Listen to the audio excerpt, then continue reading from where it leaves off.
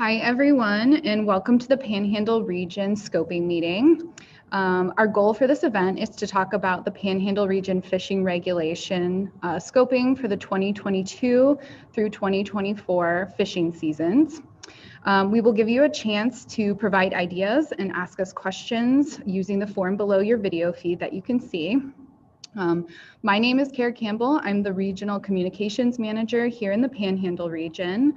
We also have Andy Dux, our Regional Fishery Manager, and Carlos Camacho, Regional Fisheries Biologist, with us today. A little bit of meeting overview. The fishing regulation setting public comment period is currently underway and runs through April 11th.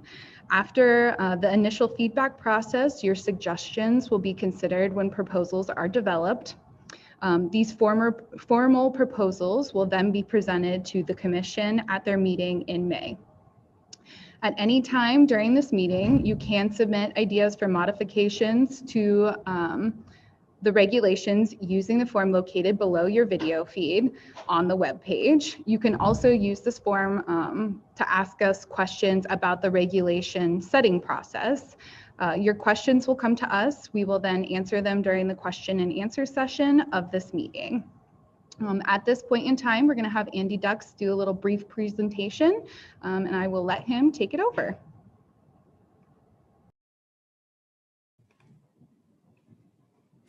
Well, hello, everyone. I'm Andy Dux. I'm the Regional Fishery Manager.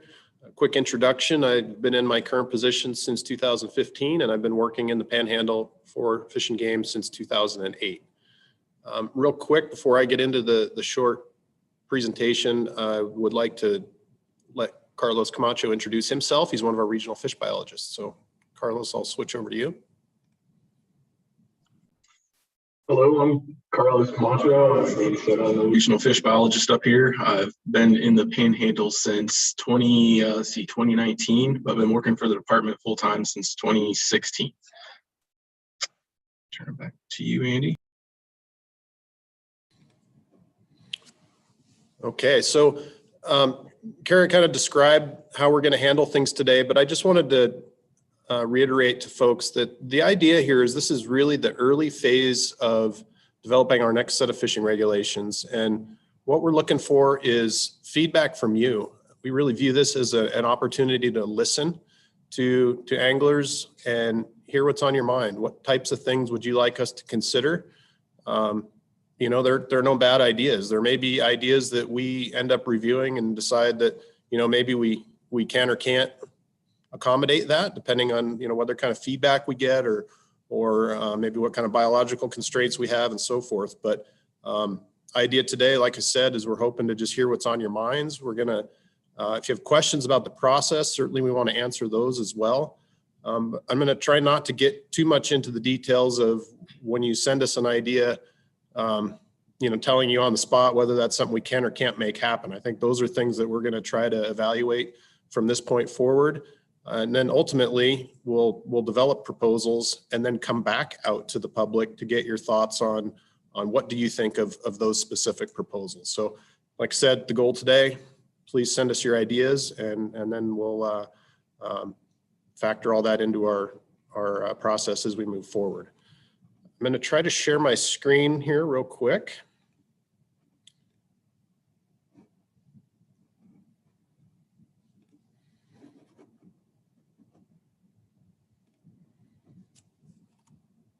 And what I wanted to do here was just familiarize you with the portion of the state that we're going to focus on today. And so this is the Panhandle Regional Meeting. We're going to have the same types of meetings occurring throughout the week for other regions of the state. The map on the left here just orients you to where we're trying to get feedback from you. The major drainages that occur in the Panhandle, the St. Joe River drainage, Coeur d'Alene River drainage, and a portion of the Spokane River as well. We've got the Ponderay and Clark Fork rivers in the Ponderay Basin, and then certainly up north we have the Kootenai drainage. So that's the area we want to focus on today. And then I've just additionally provided a little information here from our current fishing regulation booklet. This provides our general regulations for the region.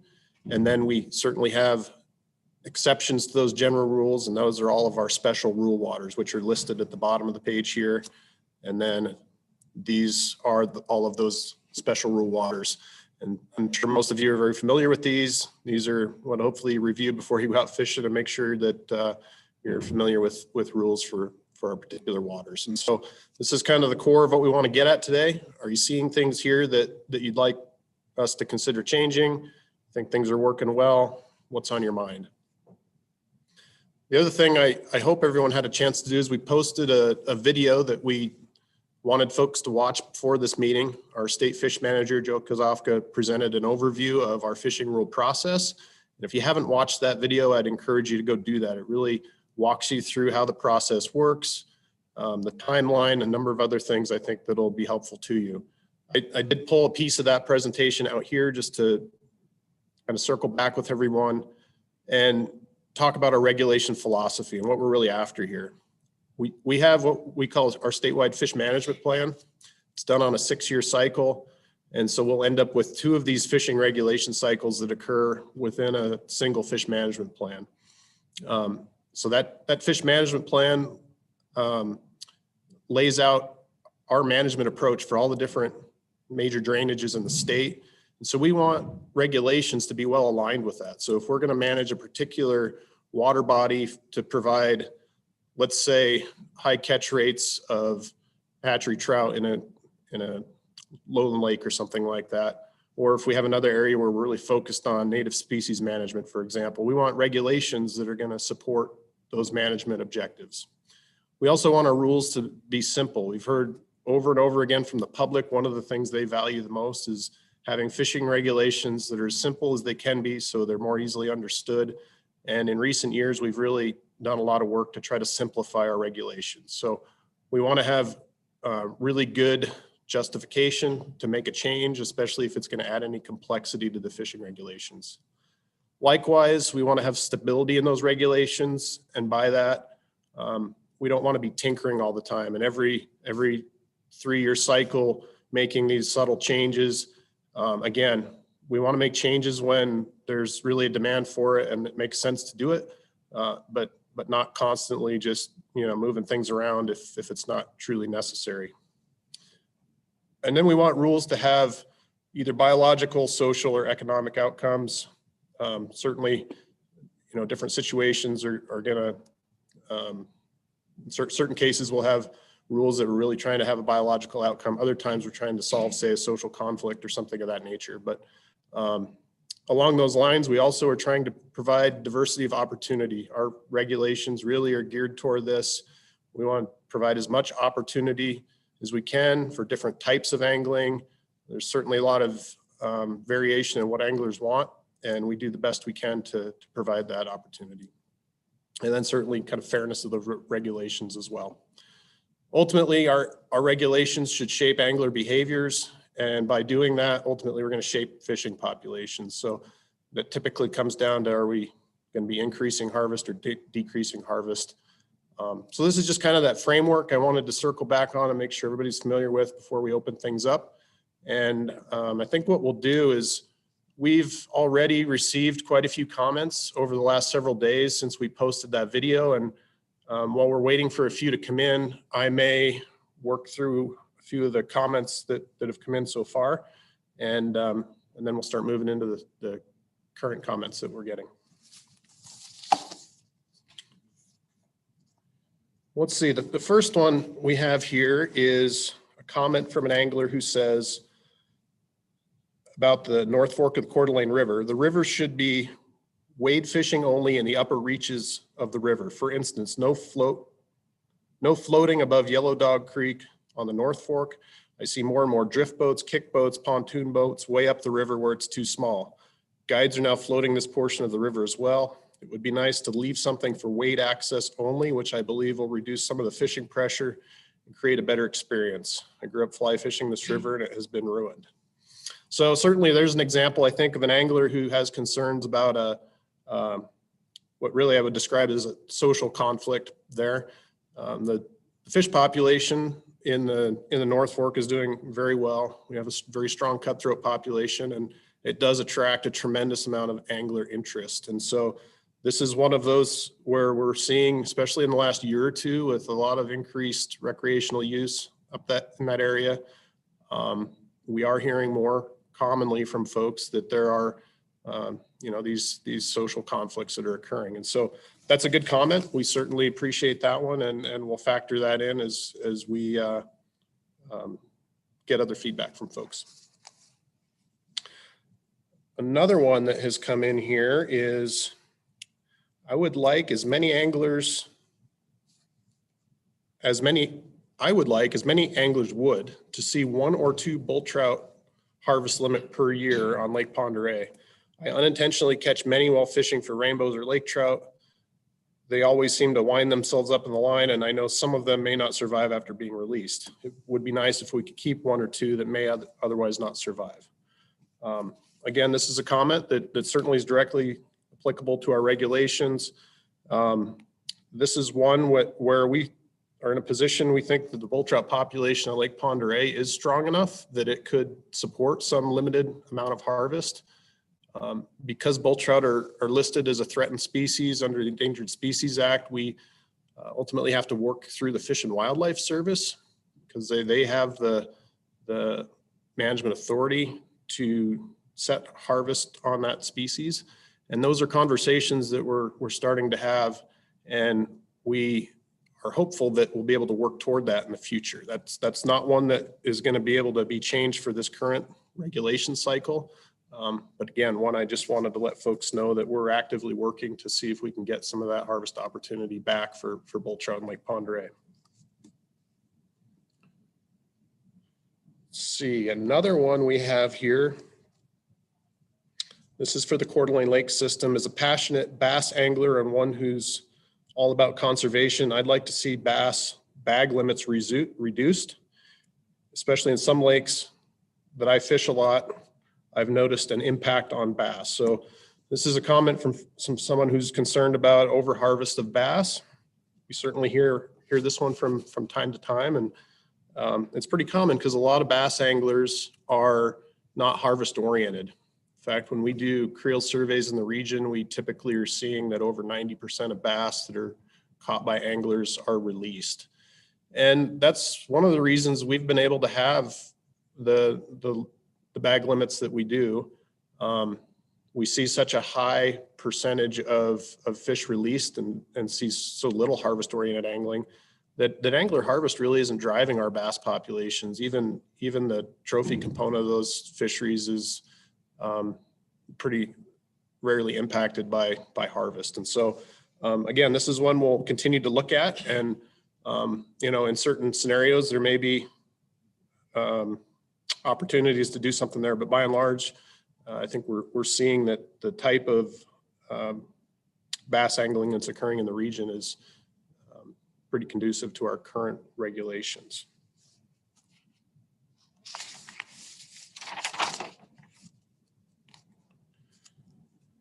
Okay, another one that has come in is, hello, I would like to propose extending the section of catch and release water on the St. Joe River. As you are well aware, this is one of the top cutthroat fisheries in the nation, perhaps the world, and it deserves special regulation in order to protect the native West Slope cutthroat trout. My proposal will be to make everything upstream from Calder catch and release only. This would hopefully include the tributaries as well, such as Marble Creek and the North Fork of the St. Joe.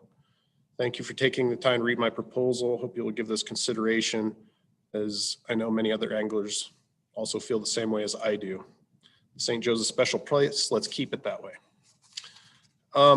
So this one, there may be a little bit of confusion that has occurred because I think this particular angler is mostly concerned about native West Slope cutthroat trout based on their comment.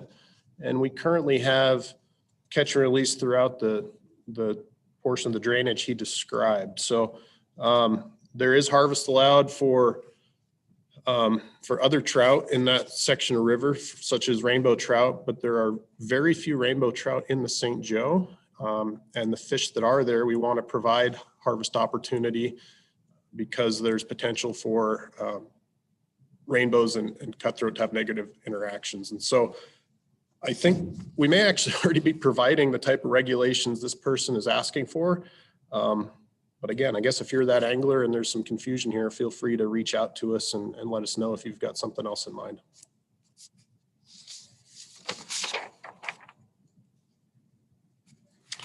Okay, another one that has come in is for Lake Ponderay and the Clark Fork. Please eliminate fishing for spawning rainbow trout in the tributaries. Reinstate the old season from the last Saturday of April until December 1st. This is one that we've certainly heard about from some folks in the past and continue to on some level, although a little bit less than we used to. And for those folks that aren't aware, we did a number of years ago open the Clark Fork River for fishing year round. And as a result of that, there's now a spring fishery that occurs right about at this time of year when large rainbow trout from Lake Ponderay are migrating up the Clark Fork and into spawning tributaries like Lightning Creek. And it's now legal to catch and release fish at that time of year for those species. And I know a number of folks get concerned about that, and either because there's not compliance with the regulations and a perception that fish are being killed, or that just incidental, delayed mortality from being hooked and released is problematic. And we spend a lot of time monitoring that fishery. Our enforcement staff do, and we're seeing good compliance with that catch and release rule. We're also not seeing any evidence in our population surveys that we're having any negative population impacts. In fact, the trophy fishery in Ponderay is continuing to improve, which suggests that we have not been having any damaging impacts from that catch and release opportunity in the river. So this is one we certainly, again, appreciate that feedback.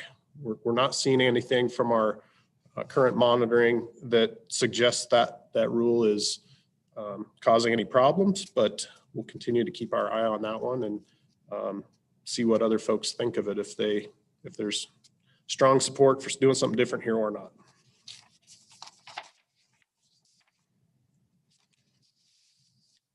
Okay, we've got another one here also related to Lake Ponderay. And it's saying that they'd like to see us open up all of the closed Lake Ponderay tributaries. And so there are several tributaries of Lake Ponderay that are closed to fishing year round. Examples would be Trestle Creek, Granite Creek, Gold Creek. Those are specifically closed to protect bull trout because those are the tributaries that have not only high densities of bull trout, but bull trout that tend to be in fairly small areas that would be pretty vulnerable to angling. And so what we've tried to do is provide opportunity for fishing for bull trout in other tributaries where they tend to be a little bit more spread out and it's less likely to be problematic. Lightning Creek, Pack River tributaries are good examples, but we have had these several tributaries to the lake where we just felt that there were enough potential issues from a lack of compliance with our fishing regulations that we've kept those closed. So that's something that we'll continue to monitor, but I guess that's the rationale behind how we've had that regulation for many years now.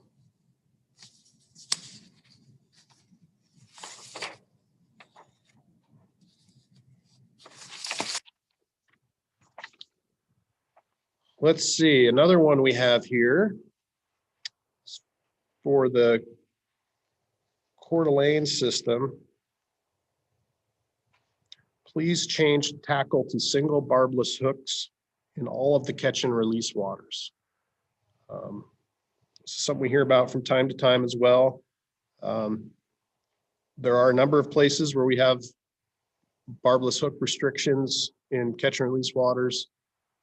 Some background here, though, is that there's been a lot of research done on this topic, and there has not been evidence to suggest that the barbed hooks are causing mortality impacts for these populations. Certainly, it can be easier for an angler to remove a barbless hook than a barbed hook, but in terms of whether or not that leads to delayed mortality of a fish that's released, we really haven't seen that. And there's been a tremendous amount of work done on that. Not just in Idaho, but elsewhere.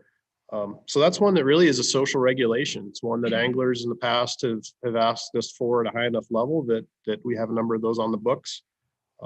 So this is one where, from a biological standpoint, I don't think there's a compelling reason to make the change that's suggested. It would really require there to be an overwhelming amount of social support for some kind of change like that.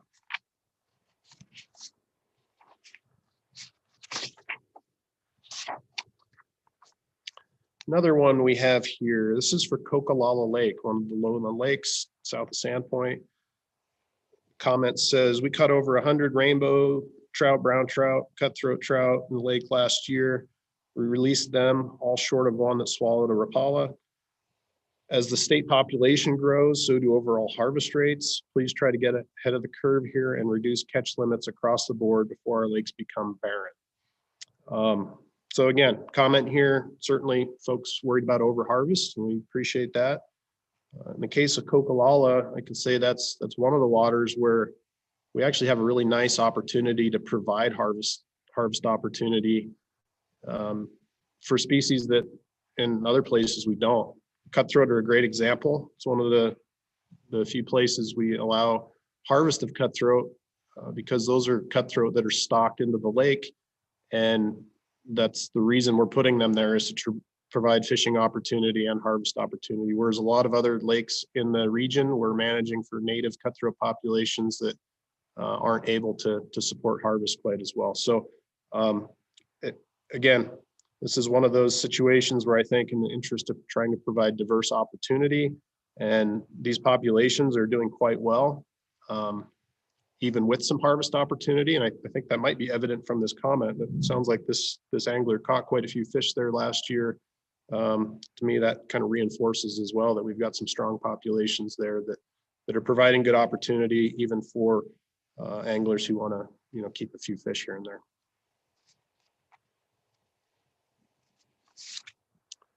So I might check in with Kara at this point and see, do we have some things coming in online? It looks pretty slow here, Andy. I don't see a whole lot of other comments coming in to address. I think if we don't have anything else to address right now, once again, just to reiterate, there is a screen or a form below your box that if you do have questions, go ahead, or comments, submit those. But if that's all we have for today, we do want to thank everyone for taking the time to attend our virtual scoping meeting. We really do appreciate the ideas that people have shared with us, and we'll further consider those ideas as proposals are developed. If you've asked a question today that for some reason we were unable to answer, or you have additional questions, please feel free to contact us during regular business hours. You can also submit any additional ideas that you may have by April 11th, which is the deadline for public input. Like Andy had mentioned earlier, all other regions are hosting virtual scoping meetings, and you can find the dates and times for those on our website. And we really appreciate everyone taking the time to join us today. Thanks, everyone.